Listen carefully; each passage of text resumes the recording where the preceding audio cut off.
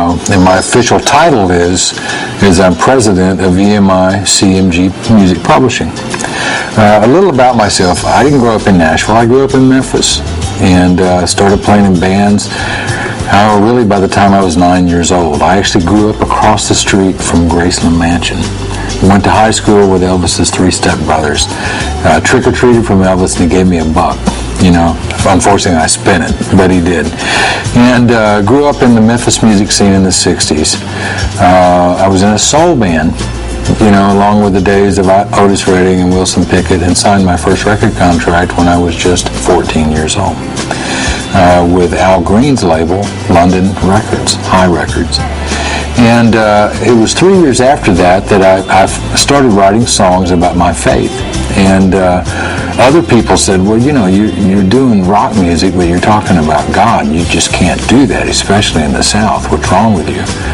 And what I didn't realize is it was the fledgling days of Christian music. I had a very personal encounter with, you know, I mean, I really think it was with God when I was a teenager. You know, I was indifferent than other kids. I grew up in the 60s, and I went through all the same things that all of us did in the 60s, trying to figure out who we were and doing the crazy stuff that, you know, that we all did to try to figure that stuff out.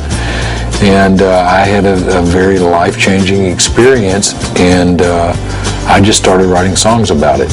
And the public told me that I was writing Christian music. I didn't know that. I was just writing songs about my faith that was very important to me. I never knew that I could be quite so controversial in what I was doing. And I never knew that when all of a sudden I started writing songs about my faith to rock and roll music in 1972, that the bars didn't necessarily want me playing there, nor did the churches. So it was definitely kind of a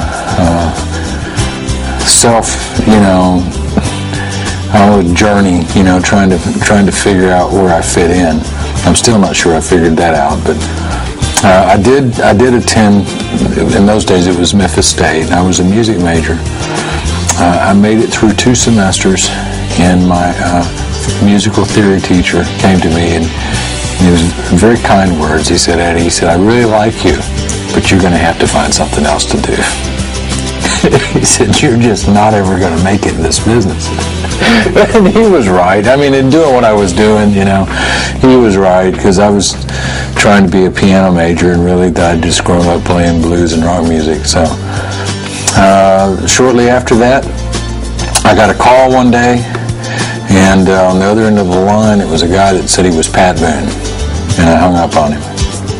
And he called back, and I answered the phone, and he said, "Please don't hang up." He said, "I am Pat Boone." And he said, "I've gotten a tape of what you do, and I want to try to help you."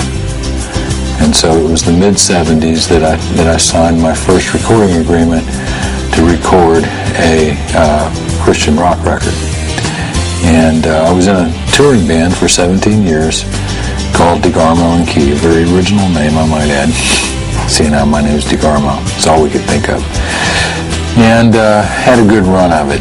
And in the mid-'80s, I started an independent record label called Forefront Records, and I signed a group called DC Talk, which became very popular, along with many others in those days. And that's how I ended up at EMI, is that I sold my business to EMI and have worked for them ever since in one form or fashion, either running one of their record divisions or now in the music publishing. Publishing is a pretty old term. It's a pretty stuffy term, one that came probably in the 1600s, you know, when you had guys that were printing books, and the only way to get music from one person to another really was to write it down and hand it to them on a piece of paper.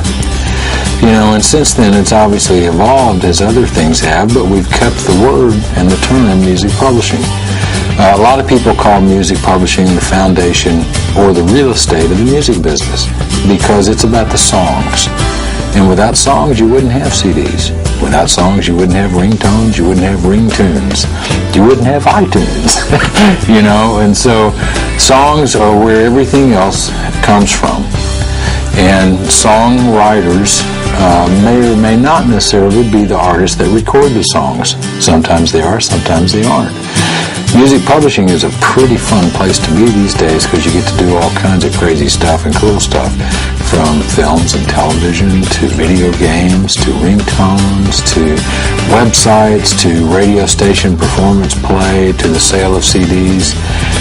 We actually sign writers that are also artists, and we develop those guys, do showcases with them, get them signed to record labels, follow their careers. In the world of music publishing, you kind of get to do everything. It's just a little bit of a stuffy misunderstood